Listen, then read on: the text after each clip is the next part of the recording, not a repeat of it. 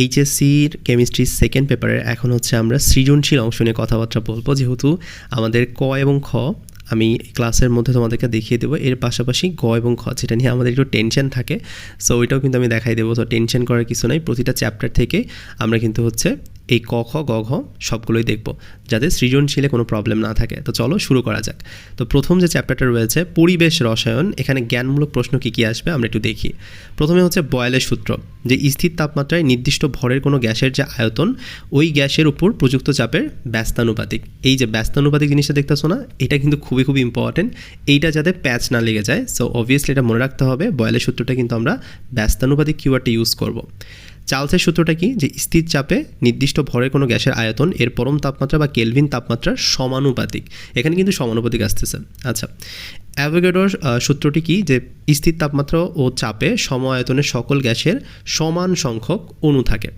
আর আদর্শ গ্যাস এটা যদি বলে তোমাকে, তাহলে তুমি লিখবা যে সকল গ্যাস সকল তাপমাত্রা ও চাপে বয়েল, চার্লস এবং অ্যাভোগাড্রোর সূত্র অর্থাৎ আদর্শ গ্যাসের যে সমীকরণ রয়েছে PV is equal to nRT, এটা মেনে চলে, তাদেরকে আমরা কিন্তু আদর্শ গ্যাস বলতেছি। আর এই ক্লাসের যে পিডিএফটা, এটা কিন্তু আমি তোমাদেরকে দিয়ে দিব, সো এটা নিয়ে টেনশন করার কিছু নাই। আর এই ক্লাসটা নিয়মিত অনিয়মিত যারাই দেখতেছো সবার জন্যই কিন্তু কার্যকর হবে। এখন আমরা নেক্সট কোয়েশ্চেনে যাই, যে ডাল্টনের আংশিক চাপের সূত্রটা কি, যে কোনো নির্দিষ্ট তাপমাত্রায় বিক্রিয়াবিহীন কোনো গ্যাস মিশ্রণের মোট চাপ ওই তাপমাত্রায় তার উপাদান গ্যাসসমূহের আংশিক চাপসমূহের যোগফলের সমান। এরপরে আসো গ্রাহামের গ্যাস ব্যাপন সূত্র কাকে বলে, যে স্থির তাপমাত্রা ও চাপে যে কোনো গ্যাসের ব্যাপনের হার তার ঘনত্বের বর্গমূলের বিপরীত অনুপাতে পরিবর্তিত হয়।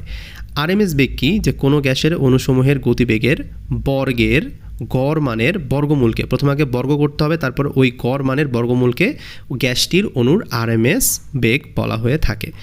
সংকট তাপমাত্রা খুবই খুবই ইম্পর্টেন্ট, যে প্রতিটি গ্যাসের জন্য একটি নির্দিষ্ট তাপমাত্রা আছে, যে তাপমাত্রার উপরে যদি চলে যায় তখন কিন্তু চাপ প্রয়োগ করলেও ওটা কিন্তু তরলে পরিণত হবে না, তো তাকে আমরা কি বলতেছি, সংকট তাপমাত্রা। আর অ্যাসিড বৃষ্টি কি, যদি আমাদের এই যে পিএইচের মানটা 5.6 থেকে কম হয় তখন কিন্তু ওই অধক্ষেপণকে আমরা অ্যাসিড বৃষ্টি বলতেছি। আর বিওডি জেনে রাখবা, বায়োকেমিক্যাল অক্সিজেন ডিমান্ড, যেখানে একটু বাংলা দিয়ে তোমাদেরকে গুছিয়ে লিখতে হবে, যে পানিতে উপস্থিত অণুজীব কর্তৃক জৈব পদার্থকে বিয়োজিত করতে প্রয়োজনীয় দ্রবীভূত অক্সিজেনের যে পরিমাণ, সেটাকে আমরা বিওডি বলতেছি। আর সিওডিটা হচ্ছে যে পানির নমুনায় জীব ভাঙনযোগ্য ও জীব ভাঙন অযোগ্য সব ধরনের দূষক পদার্থ জারণ প্রক্রিয়ায় দূর করার জন্য প্রয়োজনীয় অক্সিজেনের যে পরিমাণ, সেটাকে সিওডি বলতেছি। সো বিওডি এবং সিওডির পার্থক্যটা জানতে হবেই। সিএফসি কাকে বলে, এটা হচ্ছে তোমার যে সকল জৈব যৌগের অণুতে কার্বনের সাথে শুধুমাত্র ক্লোরিন এবং ফ্লোরিন থাকে, তাদেরকে আমরা ক্লোরোফ্লোরোকার্বন বা সিএফসি বলি, এবং এটার কিন্তু একটা বাণিজ্যিক নাম আছে। এগুলো কিন্তু এমসিকিউ এর জন্য খুবই খুবই ইম্পর্ট্যান্ট, কারণ জ্ঞানমূলক আমরা যা পড়বো এগুলো কিন্তু এমসিকিউতেও চলে আসতে পারে।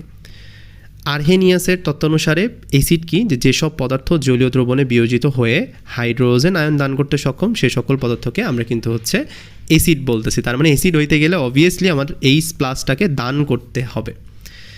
ব্রনস্টেড লাউরি মতবাদে অম্ল ও ক্ষারক কি, যেসব পদার্থ প্রোটন দান করতে সক্ষম তাদেরকে আমরা অ্যাসিড বলতেছি, আর যেসব পদার্থ প্রোটন গ্রহণ করে তাকে আমরা ক্ষারক বলতেছি। সো খুবই কিন্তু সিম্পল, যে অ্যাসিড হইলে তোমাকে প্রোটন দান করতে হবে, আর যদি তুমি হচ্ছে নাও তাহলে তুমি হচ্ছে ক্ষারক হয়ে যাবা।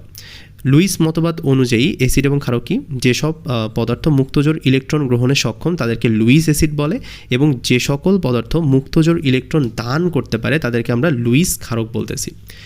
এরপর অনুধাবনমূলক কোয়েশ্চেন আছে, যে গ্যাসের গতিশক্তি নির্ণয়ে আরএমএস বেগ গড় বেগ অপেক্ষায় অধিক উপযোগী কেন, এটা বুঝিয়ে লিখো। সো এখানে কিন্তু আমাদেরকে লিখতে হবে, তো তোমরা কিন্তু হচ্ছে এগুলোই লিখতে পারো, অথবা তোমার মতো করে তুমি যদি একটু কাস্টমাইজ করতে পারো তাহলেও কোনো সমস্যা নেই, 2 মার্ক তুমি পেয়ে যাবা। সিএফসি পরিবেশের তাপমাত্রা বৃদ্ধিতে সহায়তা করে কেন, ব্যাখ্যা করো। তারপর মোল ভগ্নাংশ তাপমাত্রার উপর নির্ভর করে কি, এটা ব্যাখ্যা করো। বাস্তব গ্যাসের চাপ আদর্শ গ্যাসের চাপ অপেক্ষায় কম কেন।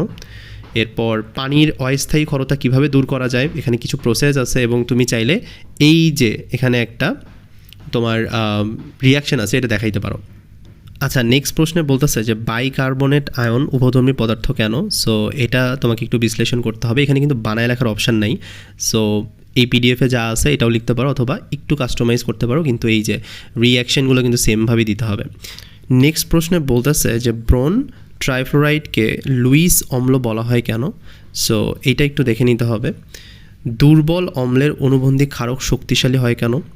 কার্বন মনোক্সাইডকে নীরব ঘাতক কেন বলা হয়, এবং সিএফসি কীভাবে ওজোন স্তর ক্ষয় করতেছে, আর মানবদেহে আর্সেনিকের প্রভাব ব্যাখ্যা করো। যদি খুব সহজ প্রশ্ন আসে তাহলে হয়তো এটা আসবে, আর স্ট্যান্ডার্ড আসলে তো উপরেগুলো আসবে। জৈব রসায়নে জ্ঞানমূলকে আসতে পারে জৈব রসায়ন কাকে বলে, তারপর হচ্ছে ইলেকট্রোফাইল কি, কার্যকরী মূলক কাকে বলে, এরপর হলো নিয়ম আসতে পারে, হাকালের নিয়ম আসতে পারে, তারপর হচ্ছে মার্কনিকভের নিয়ম আসতে পারে, এরপর তোমার কাইরাল কার্বন কাকে বলে, তারপর এনানসিওমার কি, তারপর হচ্ছে রেসিমিক মিশ্রণ কাকে বলে। তো এগুলো হচ্ছে তোমরা একটু দেখে নিবা। তো আমি এই যে পিডিএফটা এটা হচ্ছে দিয়ে দিব, এখানে কিন্তু সব কিছুই তোমরা পেয়ে যাবে। যেমন ধরো এখানে 3 নম্বর চ্যাপ্টারে বিজারক কী, আয়োডিমিতি কী, তারপর হচ্ছে সেমিমোলার দ্রবণ কাকে বলে, ডেসিমোলার কাকে বলে, অনুধাবনগুলোও কিন্তু এখানে সবগুলো দেওয়া আছে, তড়িৎ রসায়নও দেওয়া আছে, প্লাস এখানে কিন্তু অর্থনৈতিক রসায়নও দেওয়া আছে। যেমন ন্যানো পার্টিকেল আসতে পারে, ন্যানো প্রযুক্তি আসতে পারে, ইটিপি কী, হ্যাঁ, তারপর হচ্ছে রিসাইকেল, দেন হচ্ছে পিট কয়লা কী, তারপর হচ্ছে প্রিস্টন কী, সো এগুলো আসতে পারে। এরপরে যদি আমি গ এবং ঘ নিয়ে একটু কথা বলি যে গ এবং ঘ কোনগুলো আসতে পারে, যেমন পরিবেশ রসায়ন এই চ্যাপ্টারটা থেকে তোমার যদি গ এবং ঘ আসে তো সেক্ষেত্রে PV is equal to nRT সূত্র ব্যবহার করে বিভিন্ন গাণিতিক সমস্যার সমাধান এখান থেকে পি বের করতে দিতে পারে, ভি, তারপর স্মল এন, তারপর ক্যাপিটাল আর, তারপর হচ্ছে টি, ডাব্লিউ, এম, এগুলো কিন্তু আসতে পারে। সো সেক্ষেত্রে এই সূত্রটার জাস্ট কী হবে যে বিভিন্ন ফর্মে তোমাকে কিন্তু গ নাম্বারটা দিতে পারে। তো এরপরে যেটা আসতে পারে সেটা হচ্ছে গ্রাহামের ব্যাপন সূত্র এবং ডাল্টনের আংশিকের যে চাপ সূত্র সেটা কিন্তু চলে আসতে পারে। এবং আরেকটা ইম্পর্টেন্ট সেটা হচ্ছে যে বাস্তব গ্যাস এবং আদর্শ গ্যাসের পার্থক্য এবং অ্যামাগা বক্র এটা কিন্তু দিয়ে দিবে। সো এই 3টা টপিক পড়লেই কিন্তু আমাদের প্রথম যে চ্যাপ্টার সেটা কিন্তু কমপ্লিট। সো এটাই তুমি দেখবা, এর বেশি কিছু আর দেখার দরকার নাই।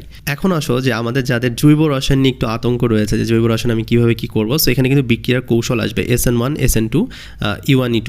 সো এটা দেখতে হবে। আর গ্রিনার্ড বিকারক ব্যবহার করে বিভিন্ন যৌগের প্রস্তুতি, সো এই গ্রিনার্ড বিকারক কিন্তু সিকিউ এর জন্য খুবই ইম্পর্টেন্ট। বেঞ্জিন বলয়ে অর্থপ্যারা ও মেটা নির্দেশক এবং ওরিয়েন্টেশনটা থেকে কোশ্চেন আসে, সো এটাতে গ এবং ঘতে তুমি পেয়ে যেতে পারো। ওজনীকরণের যে বিক্রিয়া সেটা দেখতে হবে, এবং লাস্টে কি অ্যালডিহাইড মূলক শনাক্তকরণ, অ্যালডল এবং হচ্ছে ক্যানিজারও বিক্রিয়াটা দেখে যাবা, তাহলেই কিন্তু আমাদের জৈব রসায়ন থেকে যে সেটটা আসবে ওইটা আমরা অ্যান্সার করতে পারবো। পরিমাণগত রসায়ন এই চ্যাপ্টারটা থেকে আমাদের সিকিউ অ্যান্সার করলে কিন্তু একদম 100-এ 100, মানে 10-এর মধ্যে 10ই আসলে এখানে পাওয়া সম্ভব, কারণ এখানে যেহেতু ম্যাথমেটিক্যাল জিনিসপাতি থাকবে, সো আমরা কিন্তু এখানে মার্কটা পাবো। জারণ বিজারণের যে সমতা রয়েছে তো সেখানে হচ্ছে K2Cr2O7 এবং হচ্ছে পটাশিয়াম পারম্যাঙ্গানেটের সাথে ফেরাস সালফেট হাইড্রোজেন পারঅক্সাইড বা অক্সালিক অ্যাসিডের যে বিক্রিয়া এটা দেখবা তোমরা। আর মোল সংখ্যা এবং হচ্ছে তুল্য সংখ্যা ব্যবহার করে যৌগের পরিমাণ নির্ণয়, এটাও কিন্তু খুবই ইম্পর্টেন্ট, এটাও কিন্তু চলে আসতে পারে।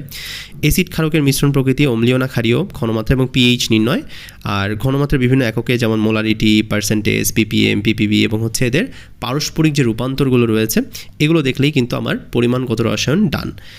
তো পরিমাণগত রসায়ন যাদের একটু কঠিন লাগে তাদের কিন্তু একটা অপশান আছে তড়িৎ রসায়ন দিয়ে একটু পার পাওয়ার, কারণ তড়িৎ রসায়নে কী থাকে জানো, যে কোনো দ্রব্য নির্দিষ্ট ধাতুর পাত্রে সংরক্ষণ করা যাবে কি না এটা যাচাই করো। সো এই কোয়েশ্চেনটা কিন্তু থাকেই। এরপর হচ্ছে নার্স সমীকরণ ব্যবহার করে ইএমএফ বা কোষের বিভব নির্ণয়, এটা মূলত গ নাম্বারে থাকে। আর লেড অ্যাসিড ব্যাটারি এবং হচ্ছে লিথিয়াম আয়ন ব্যাটারি এবং ফুয়েল সেলের যে চার্জিং ডিসচার্জিং বিক্রিয়া ও পরিবেশের উপর এদের প্রভাব, যদি খুব সহজ প্রশ্ন থাকে তাহলে ঘ নাম্বারে হয়তো এটা দিয়ে দিতে পারে। তো সেক্ষেত্রে এই 3টা টপিক পড়লেই কিন্তু আমার সিকিউ এর জন্য এই বছরের টান। আচ্ছা, তো আর যারা হচ্ছে অর্থনৈতিক রসায়ন থেকে আসলে অ্যান্সার করতে যাচ্ছ, যদিও অর্থনৈতিক রসায়ন থেকে কিন্তু অ্যান্সার করলে মার্কটা কিন্তু কমে যাবে, তো টিচাররা কিন্তু এখানে একটু মার্ক কম দেয়। বাট যাদের আসলে পাস করতে হবে বা তুমি আসলে ওরকম বাকি চ্যাপ্টারগুলো পারো না, তাদের জন্য আসলে অর্থনৈতিক রসায়ন একটা সেভিয়ার। যদি এখান থেকে কোয়েশ্চেন আসে তাহলে ইউরিয়া ও সেমেন্ট তৈরির প্রক্রিয়া এবং ট্যানিং পদ্ধতি এসব পরিবেশের উপরে কীরকম প্রভাব ফেলতেছে এবং তা থেকে সুরক্ষার উপায় কি, এটা কিন্তু চলে আসতে পারে। সো এটা জাস্ট দেখে গেলেই হয়ে যাবে। সো এখানে কিন্তু আমি হচ্ছে টোটাল জিনিসপাতি দিয়ে দিয়েছি। সো তোমরা জাস্ট লাস্ট মোমেন্টে এগুলোই দেখে যাও, ইনশাআল্লাহ তোমাদের কিন্তু পরীক্ষার হলে এগুলো থেকেই কমন পড়ে যাবে। দেখা হচ্ছে নতুন ক্লাসে। ধন্যবাদ সবাইকে।